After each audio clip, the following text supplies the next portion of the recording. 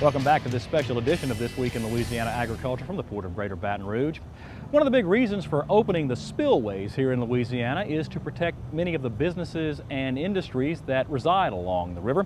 Joining us now with this week's Bottom Line to tell us more about that is Neil Melancon. And Neil, I know that the areas between the Port of Baton Rouge and New Orleans are some of the busiest shipping lanes in the world. That's right. When you combine them together, they constitute one of the largest ports in the world, supplying us and the whole globe with vital food and energy resources. Now, if the levees here were to fail along the Mississippi River or even over top, the damage would be immense to many of these industries. Let's take a look at some of these numbers. The Port of South Louisiana is #1 in terms of tonnage here in the United States. New Orleans is the 6th largest port in the country. And the port here plus the one a little further south in Plaquemines constitute the 13th and 14th largest ports in the U.S. respectively.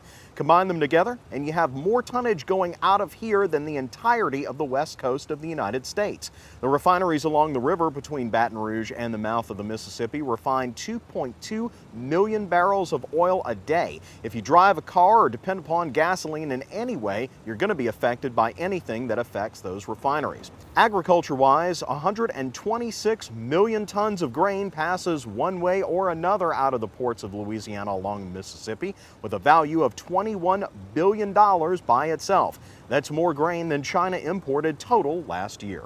Now, the bottom line here is, as bad as things are in the Atchafalaya Basin, it could be a lot worse. If this flooding were to escape the banks of the levee by either overtopping or breaking the levees, the damage to cropland would be a whole lot more than what we see in the basin. And Mike, as you can clearly see, we've got a lot more important things than just Mardi Gras and having a good time going on here. A lot of industries, a lot of farmland, and even as our hearts go out to these farmers in the Atchafalaya Basin, the opening of the Morganza Spillway was clearly critically important. Indeed it does, and our hearts do go out to those farmers who were affected. Neil Melancon, thanks.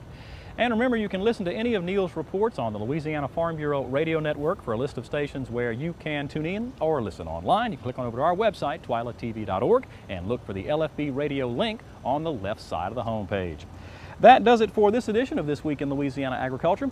Join us again next week when we'll head back into Holly Clegg's Trim and Terrific Kitchen, where Holly and AJ are cooking up a great Louisiana dish using those great Louisiana products. Until then, you can watch any of our stories online via our website. You know the address, twilatv.org.